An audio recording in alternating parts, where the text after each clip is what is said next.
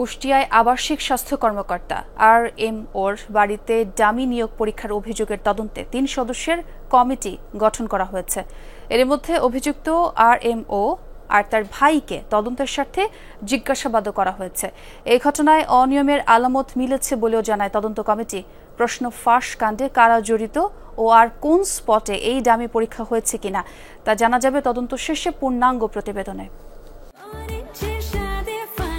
Orange সহ বিভিন্ন ফ্লেভারে প্রাণ lollipop, juicy world. Civil surgeon কার্যালয়ের 7 ক্যাটাগরিতে 115 পদের নিয়োগ পরীক্ষা কেন্দ্র করে গেল বৃহস্পতিবার চলে এই নাটকীয়তা।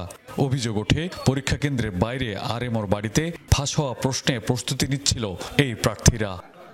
কালকে পরীক্ষা আছে, এখানে প্রশ্ন আসবে আমাদের, পরে কালকে পরীক্ষা। কত টাকা কন্ট্রাক্ট হয়েছিল? আমার 16 লাখ। ভিডিও ভাইরাল হওয়ার পর নড়েচড়ে বসে সিভিল সার্জন কার্যালয়। তদন্তের স্বার্থে ডাকা হয় অভিযুক্ত RMO হোসেন ইমাম এবং তার ভাই নান্নুকে।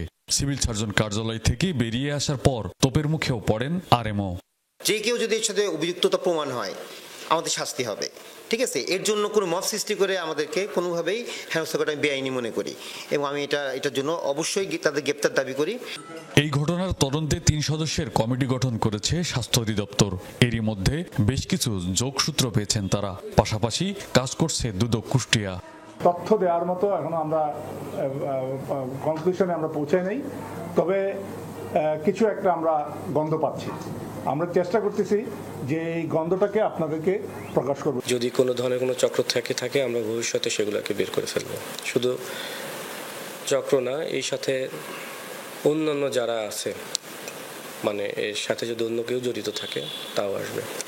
সিভিল সার্জনের মতো গুরুত্বপূর্ণ কার্যালয়ে এমন অনিয়মের অভিযোগে ক্ষুব্ধ স্থানীয়রা। সুষ্ঠু ও নিরপেক্ষ তদন্তের মাধ্যমে জড়িতদের বিরুদ্ধে আইনানুগ ব্যবস্থা গ্রহণের দাবি সকলের। অনেক ছাত্রছাত্রী যারা অভিযোগ করেছে যে এখানে MCQ পরীক্ষার প্রশ্নপত্রগুলো সরাসরি আমাদের RMO ডাক্তার হোসেন ইমামের বাড়িতে এগুলো ফিল আপ করা হচ্ছে। প্রশ্নপত্র ফাঁস হয়ে গেছে এবং একই সাথে প্রশ্নপত্র ফাঁসের সাথে সাথে প্রশ্নপত্র মুখস্থ করে দেওয়ানো হয়েছে বেশ কিছু অ্যাপ্লিকেন্টদের। অভিযোগ রয়েছে প্রশ্ন ফাঁস এবং উত্তরপত্র সরবরাহ করা হয়েছে জেলার আরও কয়েকটি স্পটেও। তদন্ত শেষে থলের বিড়াল বেরিয়ে আসবে এমনটাই প্রত্যাশা সকলের। রুহুল আমিন বাবু, যমুনা নিউজ, কুষ্টিয়া।